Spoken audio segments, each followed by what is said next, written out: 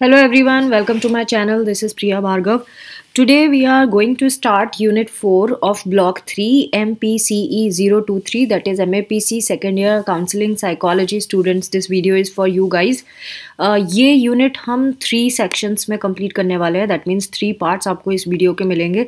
And इस unit से connected जितने भी लिंक हैं, जो भी सेक्शंस होंगे, जितने भी पार्ट्स होंगे, उनका लिंक आपको डिस्क्रिप्शन सेक्शन में मिल जाएगा. और ये टॉपिक क्या क्या इंक्लूड करता है वो भी डिस्क्रिप्शन में मिल जाएगा.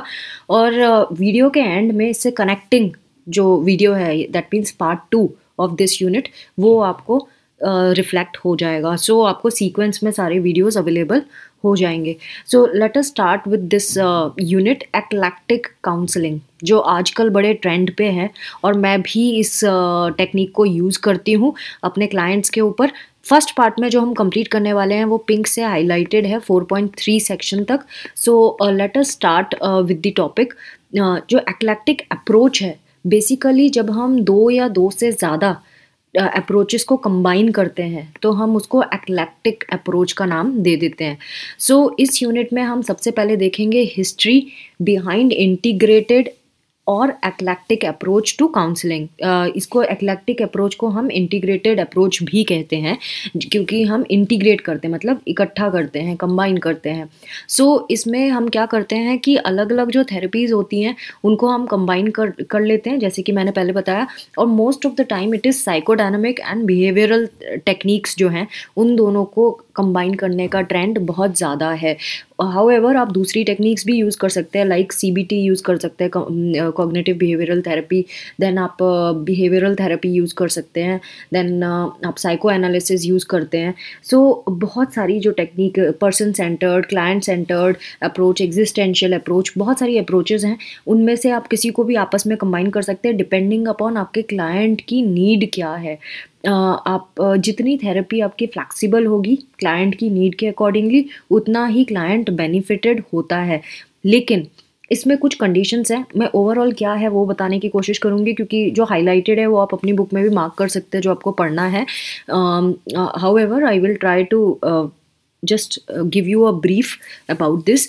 सो ये जो थेरेपी है ये डिफरेंट टेक्निक्स को जब यूज़ करती है, डिफरेंट जो स्कूल्स ऑफ थॉट हैं, स्कूल्स ऑफ थॉट मतलब जितनी भी थेरेपीज़ एंड अप्रोचेज़ हैं उनको कंबाइन करती है. और ये थेरेपिस्ट को फ्रीडम देती है कि क्लाइंट की नीड के अकॉर्डिंगली अपनी थेरेपी को कस्टमाइज़ किया जा सके अकॉर्डिंगली. सो इससे क्या होता है आपको, लेकिन जब आप ये करते हैं तो सबसे ज़्यादा इम्पॉर्टेंट ये है कि आपको सॉलिड नॉलेज होनी चाहिए हर एक टाइप की थेरेपी के लिए. एक्लेक्टिक थ्योरी एंड थेरेपी, इस टॉपिक में हमें यही बता रहे हैं कि ये एक प्रैग्मेटिक अप्रोच है थेरेपी के लिए. प्रैग्मेटिक मतलब प्रैक्टिकल वे है डील करने के लिए, सो दैट ये हर एक इंडिविजुअल की नीड्स को पूरी कर सके. ये कभी भी, अगर एक अच्छी आपने थेरेपी तैयार करी है इन सारे अप्रोचेस को कंबाइन करके, तो ये कभी भी मैसी नहीं होगी, कभी भी ये कंफ्यूजिंग नहीं होगी. लेकिन ये मैसी एंड कंफ्यूजिंग तब हो जाती है जब आप खुद कंफ्यूज होते हैं टेक्निक्स को लेकर कि ये टेक्निक कैसी थी, वो टेक्निक कैसी थी. तो बेसिकली आपको नॉलेज होनी चाहिए हर एक टेक्निक की अच्छे से. सो हम ये कहेंगे कि एक अगर कोई थेरेपी आपने डिज़ाइन की है, वो अगर आपके एक क्लाइंट पे एप्लीकेबल है, कोई ज़रूरी नहीं है कि वही सेम थेरेपी सेम प्रॉब्लम को लेकर आने वाले दूसरे क्लाइंट पे अप्लाई होगी. सपोज़ 2 आपके पास डिप्रेशन के पेशेंट आते हैं, आपने एक एक्लेक्टिक थेरेपी बनाई, एक्लेक्टिक मतलब बहुत सारी अप्रोचेस को यूज़ करके एक क्लाइंट के ऊपर अप्लाई किया है एंड वो क्लाइंट ठीक होके चला गया आपके पास से.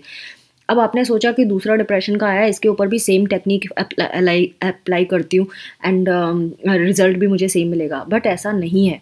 इट डिपेंड्स कि आपके क्लाइंट का पास्ट कैसा था, क्लाइंट ने अपनी सिचुएशन को कैसे परसीव किया है, उसका हिस्टोरिकल बैकग्राउंड कैसा था, उसमें कितने सारे परेशानियाँ उसकी लाइफ में है, क्योंकि हर एक इंसान यूनिक होता है पर्सनालिटी टाइप में, बैकग्राउंड टाइप पे, फैमिली स्ट्रक्चर टाइप पे, बहुत सारी चीज़ें सर्कमस्टेंशियल. सो इसीलिए आपको हर एक चीज़ को कंसीडर करते हुए हर एक क्लाइंट के लिए एक यूनिक थेरेपी के बारे में सोचना पड़ेगा. Sometimes same therapy work, sometimes it does not. तो इसका कोई हार्ड एंड फास्ट रूल नहीं होता है. सो थेरेपिस्ट को फ्लैक्सीबल होना पड़ेगा. अगर वो एक पेशेंट के साथ टीचर की तरह बिहेव कर रहा है तो दूसरे पेशेंट के साथ हो सकता है उसको गाइड की तरह बिहेव करना पड़े, हो सकता है तीसरे के साथ आपको काउंसलर की तरह बिहेव करना पड़े, चौथे के साथ आपको सबका कंबाइन करके बिहेव करना पड़े। सो थेरेपिस्ट को फ्लेक्सिबल होना बहुत ज़रूरी है। तो ये जो एक्लेक्टिक टेक्निक होती है ये बहुत सारी थेरेपीज़ को कंबाइन करके बनती है, और पेशेंट को अगर आप वाकई जल्दी ठीक करना चाहते हैं और इफ़ेक्टिवली ठीक करना चाहते हैं तो ज़रूरी है कि आप इस टेक्निक को बहुत sincerely, consciously and with full knowledge use करें।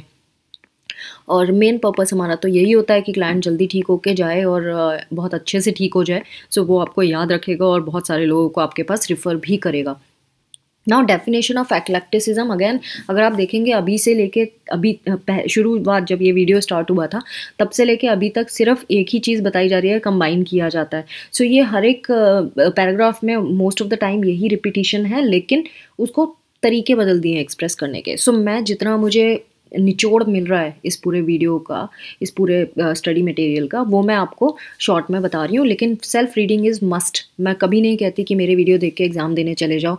हमेशा मैं कहती हूँ ये वीडियो सुनो और एक बार सेल्फ रीडिंग करो और अपने हिसाब से आप अंडरलाइन करो जो आपको लगता है, अपने खुद के नोट्स बनाएं, एंड एग्ज़ाम के टाइम पे आप रिवीजन के लिए इसको यूज़ कर सकते हैं। तो एटलीस्ट 2 बार वर्थ है इस वीडियो को देखना।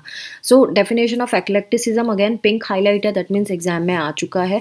ये जो एक्लेक्टिक थेरेपी है ये जैसे मैंने बताया बहुत सारे अप्रोचेस को कंबाइन करती है, and basically psycho analysis and behaviour therapy main है जो जनरली हम यूज़ करते हैं। साइको एनालिसिस क्या होता है, जो आप पास्ट के बारे में उससे पूछते हैं, उसका बिलीफ सिस्टम क्या था, उसका पास्ट चाइल्डहुड कैसा था, एक्सपीरियंस कैसा था, वो साइको एनालिसिस होता है। उसका पेरेंटल रिलेशनशिप कैसा था पेरेंट्स के साथ, ये सारी चीज़ें वो साइको एनालिसिस में आता है। Behavioural therapy and then CBT, cognitive behavioural therapy एक और है जो हम यूज़ करते हैं, जहाँ पे हम उसकी सोच बदलने की कोशिश करते हैं, उसका एजम्पशंस चेंज करने, उसके बिलीव को चेंज करने की कोशिश करते हैं, एंड देन जब उसका थॉट प्रोसेस बदल जाता है तो ऑटोमेटिकली उसके बिहेवियर में चेंज आता है। हम रिहर्सल्स कराते हैं, रिहर्सल कराने से इंसान को पता चलता है कि इस सिचुएशन में इसको इस तरह से भी बिहेव किया जा सकता है। सो बहुत सारी एक्लेक्टिक अप्रोचेस हम तैयार कर सकते हैं। बेसिक कॉमन फैक्टर आपको हर एक अप्रोच में मिलते ही मिलते हैं। जैसे कि हर एक अप्रोच में हम बात करते हैं interpersonal relationship of a client and a counsellor, है ना। तो एक पहले रैपो बनाना बहुत ज़रूरी होता है, तभी जाके क्लाइंट आपके सामने खुलता है। तो थेरेपिस्ट की जो पर्सनैलिटी होती है वो भी बहुत मैटर करती है। अगर आप वेल ड्रेस्ड होंगे, एक अपीलिंग फील करवाएंगे अपने क्लाइंट को, तो वो आपसे ओपन अप होता है। अगर आप झंडू बन के उसके सामने जाएंगे, क्लाइंट के सामने बिल्कुल अच्छे से ड्रेस्ड नहीं होंगे और आपकी पर्सनैलिटी वैसी नहीं होगी, तो ऑब्वियसली क्लाइंट आपको कुछ नहीं समझेगा और आपको रेस्पेक्ट देगा भी नहीं, आप पे ट्रस्ट भी डेवलप नहीं होगा। सो सबसे पहले आपकी पर्सनालिटी बहुत इंपॉर्टेंट है, जो हमने फर्स्ट ईयर में भी पढ़ा था कि क्लाइंट काउंसलर की पर्सनालिटी कितनी मैटर करती है इस चीज़ में। एंड देन एक और पॉइंट, 2 और पॉइंट है जिस पे आपको ध्यान देना है, आपका थेरेपिस्ट का बिहेवियर, उसका एक्सपर्टीज़। जब आप बोलते हैं, आपके बोलने की टोन, आपके बिहेव करने की स्टाइल, इससे ये पता चल जाता है आप कितने एक्सपर्ट है अपनी चीज़ में। आपका सपोर्ट कितना है। You should be very supportive with your client, और उसको ये महसूस नहीं कराना है आपको कि भाई आप तो उसको जज कर रहे हैं। आपको ट्रस्टवर्दी रहना है, आपको क्रेडिबल रहना है, आपकी अट्रैक्टिवनेस दिखनी चाहिए थेरेपिस्ट की। सेकेंडली आपको एक ट्रस्ट का माहौल बनाना है अपने क्लाइंट के साथ। तो ये कॉमन चीज़ें हर एक थेरेपी में हम सबसे पहले बोलते हैं। अगेन कुछ कॉमन एलिमेंट्स और भी हैं जो आपको दिखेंगे, वो है कैथारसिस। कैथारसिस होता है जब क्लाइंट अपने अंदर की भावनाओं को एक्सप्रेस करता है, चाहे रो के, चाहे चिल्ला के, चाहे कैसे भी, लेकिन जब वो एक्सप्रेस करता है तो हम उसे कैथारसिस का नाम दे देते हैं। देन आप उस और क्या क्या चीज़ें जो कॉमन एलिमेंट दिखेंगे, वो है सजेशंस, जो हम सजेस्ट करते हैं कि अगर आप ऐसा कर लें तो करके। तो हम उसको फोर्सफुल नहीं करते कभी भी। जब हम सजेशन देते हैं तो it should not be forceful कि तुम्हें करना ही पड़ेगा, ऐसा नहीं बोलना है उनको। सिर्फ आप सजेस्ट कर सकते हैं कि मुझे ऐसा लगता है कि अगर आप ऐसा करेंगे तो। आपकी लैंग्वेज इस तरह की होनी चाहिए। देन रीएश्योरेंस, अगर वो कहता है कि नहीं मुझसे नहीं हो पाएगा, तो आपको बार बार बोलना है आप एक बार ट्राई तो करो, आप कर सकते हो, इस तरह से। परसुएशन, बार बार उनको उस बात के लिए मोटिवेट करना कि आपने कुछ एडवाइस दिया है, उसके लिए मोटिवेट करना कि वो करे, तो उसको बोलते हैं परसुएशन। बार बार उनको उस चीज़ की तरफ ले जाना कि आप ये करो तो स्टाइल, एक बार कोशिश तो करो, ये करोगे तो होगा करके। एंड देन गाइडेंस, गाइडेंस आगे फ्यूचर के लिए कि वो अपने फ्यूचर को कहाँ देखते हैं, उनको अगर आप कुछ उसके से रिलेटेड कुछ गाइड कर सकते हैं, एडवाइस करना, देन डायरेक्शंस देना कि किस तरह से क्या करना है, जहाँ वो पूछे, जहाँ आपका क्लाइंट आपसे पूछता है वहाँ आपको उनको एडवाइस एंड डायरेक्शंस देने हैं, या आपको लगता है कि यहाँ आपके सजेशन की ज़रूरत है। सो ये कॉमन चीज़ें हैं जो सारे थेरेपिस्ट अपने में लाते हैं। अगेन कुछ और पॉइंट्स जो आपको ध्यान रखना है, अनकंडीशनल पॉजिटिव रिगार्ड, ये आपको पता ही है, जो रिस्पेक्ट के फॉर्म में आता है, नॉन जजमेंटल होना, एंड परमिसिवनेस, यानी कि हर चीज़ के लिए उसको अलाउ करना, जिस तरह से भी बिहेव कर रहा है आपका क्लाइंट उसके लिए आपको उसको अलाउ करना। ट्रॉक्स एंड चारकॉफ ने कुछ 3 सेट्स ऑफ कैरेक्टरिस्टिक्स बताए थे जो उन्होंने बोला है सेंट्रल थेरेप्यूटिक इंग्रेडिएंट्स हैं। और वो क्या क्या हैं सेंट्रल थेरेप्यूटिक इंग्रेडिएंट्स, ट्रॉक्स एंड कारकॉफ के ने जो बताए थे 1967 में बताए थे। जो थेरेपिस्ट हैं उनकी ability to integrate mature, genuine and congruent, congruent मतलब बिल्कुल प्योर होना, जेन्यून होना, आपको कुछ मिलावट नहीं होना आपके बिहेवियर में, ऐसा ना लगे अरे दिस पर्सन इज़ फेकिंग, है ना, तो वो फेक वाला इंसान अलग से पता चल जाता है, रिफ्लेक्ट हो जाता है। तो थेरेपिस्ट को ऐसा नहीं करना है, थेरेपिस्ट को बहुत ही मैच्योर बिहेव करना है, बहुत जेन्यून बिहेव करना है। सेकंड पॉइंट जो इन्होंने बताया जो थेरेपिस्ट में होना चाहिए, जो बहुत सेंट्रल थेरेपेटिक इंग्रेडिएंट्स का इंग्रेडिएंट है, वो है उसकी एबिलिटी नॉन थ्रेटनिंग होना। मतलब आपको ऐसा कुछ भी नहीं करना जिससे डर जाए आपका क्लाइंट। आपके क्लाइंट को ट्रस्ट होना चाहिए आपके ऊपर, उसको सेफ एंड सिक्योर फील करना चाहिए जिस भी एनवायरनमेंट में आप उनको, लाइक आपका काउंसलिंग जो रूम होता है वो ऐसा होना चाहिए जो एक्सेप्टेंस शो करता हो, जो वार्मथ दिखाता हो, जो जहाँ पे प्रॉपर लाइट हो, वेंटिलेशन हो, चहल पहल ज़्यादा ना हो, जहाँ प्राइवेसी का इंट्रूजन ना हो, ऐसी चीज़ों पे आपको ध्यान देना है। अनकंडीशनल पॉजिटिव रिगार्ड जैसे मैंने बताया, एंड नॉन पॉजिटिव वार्मथ, ऐसा भी नहीं कि भाई तुम मेरे क्लाइंट हो तुम्हें ऐसा ही करना पड़ेगा, मेरा मेरा वाला चीज़ नहीं आना चाहिए, नॉन पॉजिटिव होना चाहिए आपको, तो पॉजिटिवनेस नहीं शो करना। एंड थर्ड जो इंग्रेडिएंट है वो एम्पैथेटिक होना, थेरेपिस्ट का एम्पैथेटिक होना बहुत ज़रूरी है अपने क्लाइंट के साथ, एंड अंडरस्टैंड करना अपने पेशेंट को कि वो क्या क्या कहना चाहता है आपका पेशेंट। देन जो रिलेशनशिप है थेरेपिस्ट और क्लाइंट की, उन वो तो आपको पता ही है कि वही एक कॉमन पॉइंट है जो हर एक थेरेपी में आपको मिलेगा। नाउ साइकोथेरेपी के बारे में बात करेंगे। साइकोथेरेपी वो थेरेपी है जहाँ हम किसी भी इंसान को हेल्प करते हैं साइकोलॉजिकल डिफ़िकल्टी, जैसे कि depression, fear, anxiety, panic attacks, ये वाली चीज़ों से ओवरकम करने में हेल्प करते हैं। और ये क्यों आती हैं? क्योंकि साइकोलॉजिकल डिफ़िकल्टी है, इसीलिए आती है। सो साइकोथेरेपी में हम इस तरह से हेल्प करते हैं। सो जो जितने भी साइकोथेरेपी के फॉर्म्स हैं, 3 चीज़ें हमेशा कॉमन होगी। पहला, क्लाइंट होना ज़रूरी है, थेरेपिस्ट होना ज़रूरी है, एंड तीसरा, क्लाइंट एंड थेरेपिस्ट के बीच में कॉन्टैक्ट होना ज़रूरी है ना। बहुत ऑब्वियस है, किसी भी थेरेपी में 3 चीज़ें तो होती ही होती है। अभी तक जो थेरेपीज़ हैं वो 400 फॉर्म्स ऑफ थेरेपी एग्जिस्ट करती हैं। 2 ब्रॉड कैटेगरीज में हम डिवाइड करते हैं इन थेरेपीज़ को। First is global therapy and second is problem focus therapies. So जो ग्लोबल थेरेपीज़ होती है वो क्या करती हैं, ये हेल्प करती हैं लोगों को रिकॉग्नाइज करने में और उनकी वो पर्सनालिटी के पार्ट को चेंज करने में जो इनकी लाइफ में डिफ़िकल्टीज प्रोड्यूस कर रहा है। तो इस थेरेपी में, इन थेरेपीज़ में जो ग्लोबल थेरेपीज़ है उसमें हम रूट कॉज प्रॉब्लम का ढूंढते हैं।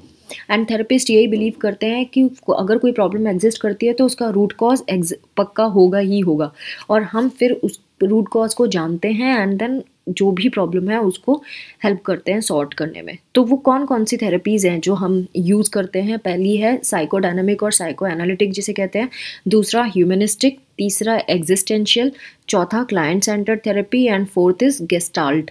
ये थेरेपीज़ हैं जो ग्लोबल थेरेपीज़ मानी जाती हैं। नाउ प्रॉब्लम फोकस थेरेपीज़ कौन सी होती हैं?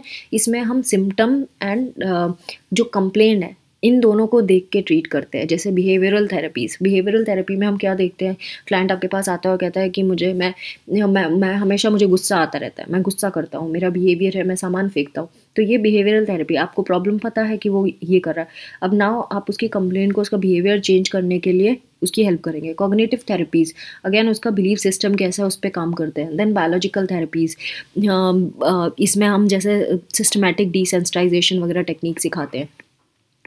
नाउ इसके अलावा दो मेजर ग्रुप्स जो हमने ऊपर पढ़े थे, कुछ फॉर्मेट्स होते हैं थेरेपी के। जैसे फॉर्मेट्स मतलब हम किस किस कैटेगरी में थेरेपीज़ को डालते हैं। पहली होती है इंडिविजुअल थेरेपी, जहाँ पे अकेला क्लाइंट हमारे पास थेरेपी लेने आता है और जनरली हम वीक में एक बार उसको थेरेपी देते हैं। Second is group therapy. Group therapy में बहुत सारे क्लाइंट्स को एक साथ हम देखते हैं जिनकी सिमिलर प्रॉब्लम होती है, और इसमें कुछ थेरेपीज़ कैसी आती हैं, सेल्फ हेल्प ग्रुप बनाना, साइको ड्रामा करना, ग्रुप के बारे में आपने पढ़ा था प्रीवियस वीडियोज़ में, एंड देन साइको ड्रामा के बारे में भी पढ़ा था प्रीवियस वीडियो में। देन फैमिली थेरेपी में क्या होता है, फैमिली मेम्बर्स के से हम मिलते हैं, उनके प्रॉब्लम्स को देखते हैं, उनके बिहेवियर और उनके इंटरेक्शन को हम नोटिस करते हैं। ये भी आप प्रीवियस वीडियोस में पढ़ चुके हैं कि हम कैसे फैमिली थेरेपी करते हैं, फैमिली काउंसलिंग कैसे करते हैं, and then as a whole family में कैसा हम चेंज ला सकते हैं, वो फैमिली थेरेपी में आता है। And then fourth is couple therapy. Couple therapy में जो दो पार्टनर्स हैं वो एक साथ लॉन्ग टर्म रिलेशनशिप में होते हैं एंड उनके बीच में क्या इश्यूज़ हैं उसके बारे में हम स्टडी करते हैं। साइकोथेरेपी जो है वो साइकोलॉजिकल टेक्निक है एक तरह की, जिसमें हम क्या करते हैं, जो थेरेपिस्ट क्लाइंट रिलेशनशिप क्रिएट करते हैं and then emotional, cognitive and behavioural changes लाने की कोशिश करते हैं। तो इनके इमोशन में चेंज आता है, थॉट प्रोसेस में चेंज आता है, इनके बिहेवियर में चेंज आता है। नाउ ब्रीफ हिस्टोरिकल पर्सपेक्टिव क्या है इसका। सो दो ब्रॉड ग्रुप्स है इंटरवेंशन का मतलब जो ट्रीटमेंट जब हम करते हैं।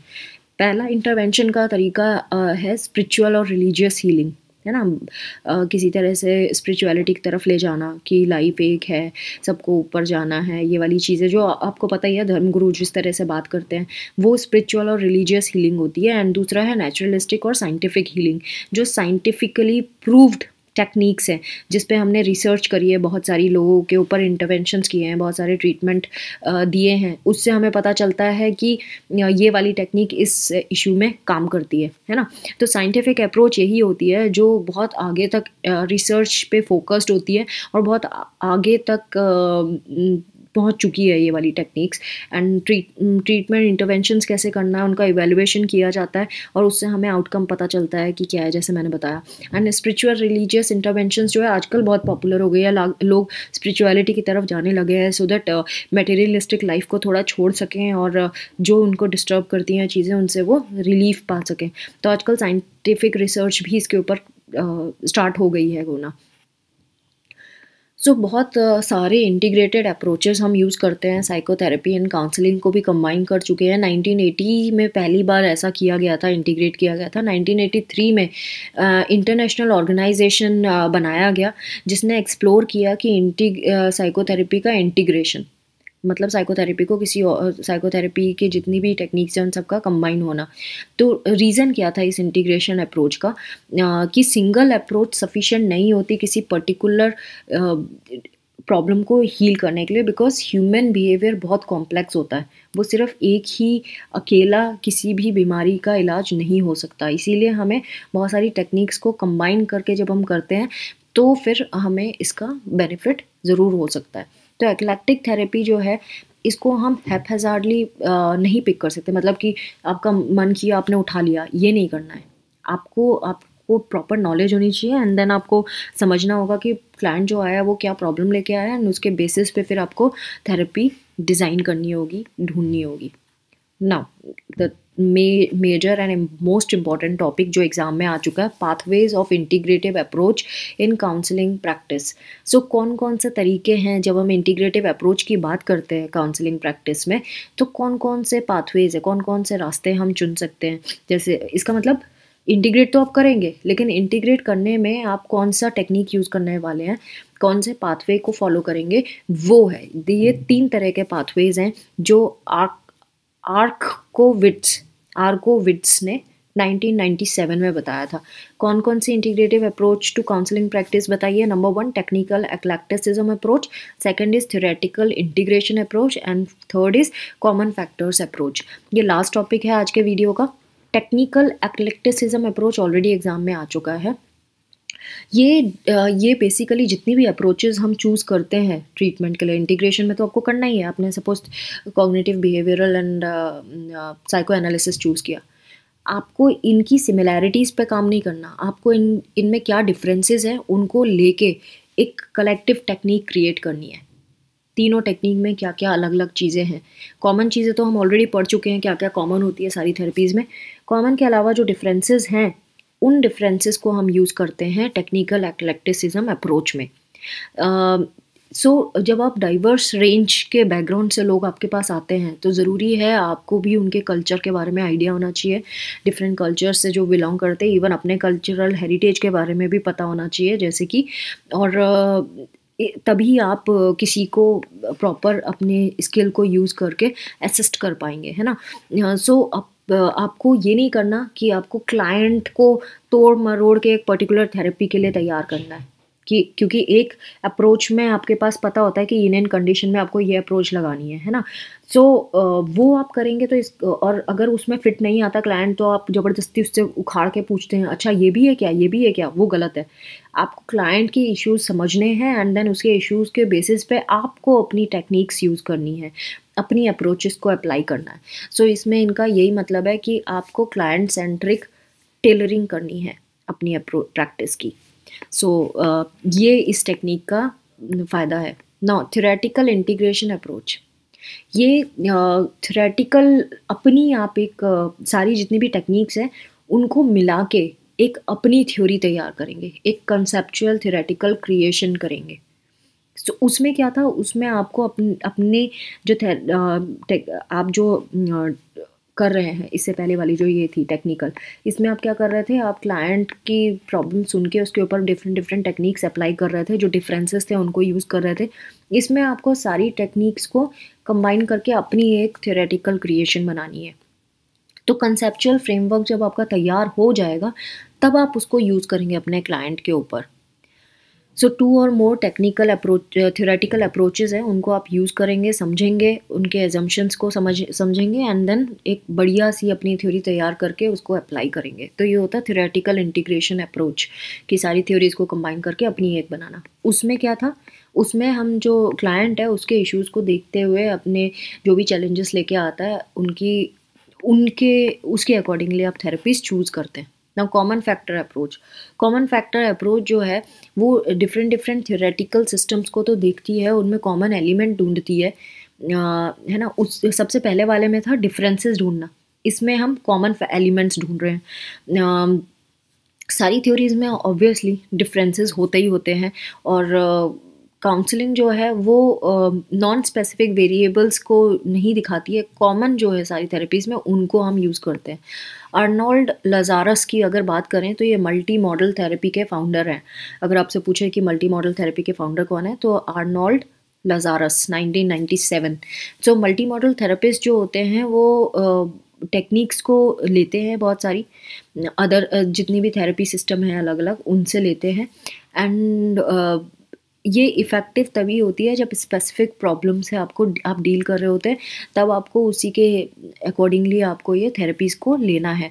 लजारस ने एक और कंसर्न बताया था कि जो थ्योरेटिकल एक्लेक्टिसिज्म होता है उसके बारे में उनको कंसर्न था। उन्होंने ये बोला कि जब आप बहुत सारी थ्योरी के छोटे मोटे पीसेस को कंबाइन करते हैं, एक थ्योरी से कुछ उठा लिया, दूसरी थ्योरी से कुछ और उठा लिया, एंड उनको कंबाइन करके आप जब थेरेपी करने जाते हैं तो ये बहुत कंफ्यूजिंग हो जाता है, और ये कंसिस्टेंट भी नहीं होता है कभी कभी। इसीलिए ध्यान ये रखना है कि जब मल्टी मॉडल थेरेपी में यही है कि आपको सारी थेरेपीज़ को इस तरह से लेना है, उनकी टेक्निक्स को इस तरह से लेना है कि आप एक ऐसा मॉडल तैयार कर सकें जो आपके क्लाइंट के लिए सुटेबल हो। सो थ्योरेटिकली कंसिस्टेंट होना ज़रूरी है एंड टेक्निकली एक्लेक्टिक होना ज़रूरी है। सो इन्होंने उन दोनों को, जो ऊपर के हमने टेक्निकल एंड थ्योरेटिकल पढ़ा था, उन दोनों के बारे में इन्होंने कंबाइन करके बात की है कि अगर आप थ्योरेटिकली कंसिस्टेंट रहेंगे, मतलब एक पर्टिकुलर थ्योरी को फॉलो करते हुए, मतलब सारी जितनी भी टेक्निक्स है उनको कंबाइन करके अपनी एक थ्योरी क्रिएट कर लेंगे, एंड जब आप अप्लाई करेंगे तो हर एक की एक एक कोई टेक्निक आप यूज़ कर सकते हैं।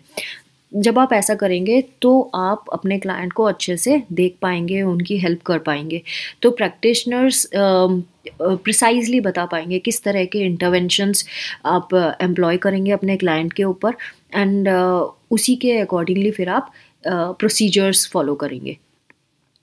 जो प्रैक्टिशनर्स हैं, जो इंटीग्रेटिव पर्सपेक्टिव को फॉलो करते हैं, आजकल ज़्यादातर सभी करते हैं, ज़्यादातर सारे थेरेपिस्ट का ये होता ही है, बहुत कम होते हैं जो एक से स्टिक होते हैं, otherwise most of the time we use different techniques.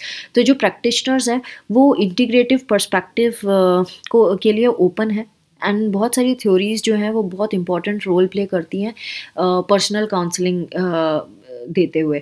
सो जब भी आप पर्सनल काउंसलिंग अप्रोच को फॉलो करते हैं, उसमें आप कैसी थ्योरीज को कंबाइन कर रहे हैं, इंटीग्रेट कर रहे हैं, वो बहुत मैटर करता है। सो इन्होंने ये भी बताया कि हर एक जो थेरेपी होती है, हर एक जो भी थ्योरी बनी है, जो भी अप्रोचेज़ हैं, उनके स्ट्रेंथ्स भी होते हैं, वीकनेसेस भी होते हैं, और ये आपस में डिफ़र भी करती हैं। That is why they are different approaches, है ना। जो प्रैक्टिशनर्स हैं, जब भी वो अपनी थ्योरी बनाते हैं तो उनको ये ध्यान रखना है उनके लिए क्या सूटेबल है, किसको वो सही तरीके से अपने क्लाइंट के ऊपर अप्लाई कर पाएंगे।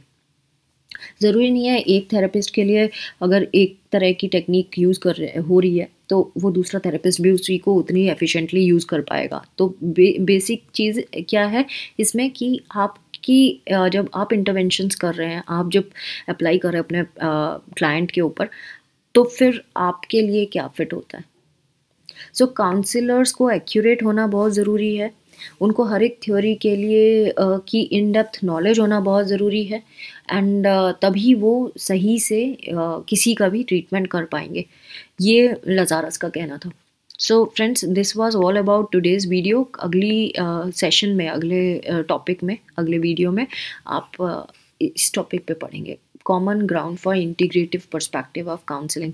इसमें जितनी भी थ्योरीज हैं जिनको आप कंबाइन कर सकते हैं आपस में और एक इंटीग्रेटिव अप्रोच बना सकते हैं, वो आप समझेंगे कि कौन कौन सी थ्योरीज हैं, उनमें क्या क्या दिया था। हाउएवर आपने ऑलरेडी पढ़ा हुआ है बाकी सब्जेक्ट्स में, बट इसमें एक बार रिवीजन हो जाएगा बहुत अच्छे से, एंड आपको आप नोट डाउन भी कर सकते हैं, क्योंकि बहुत ज़्यादा एक्सपैंड हो जाती है जब चीज़, तो बहुत कन्फ्यूजिंग भी हो जाती है। सो फ्रेंड्स, आई होप आपको ये वीडियो समझ आया होगा और ये बेनिफिशियल लगता होगा। सो keep on watching and do subscribe my channel and share this video with rest of the students. Thanks for watching. Take care. Bye bye.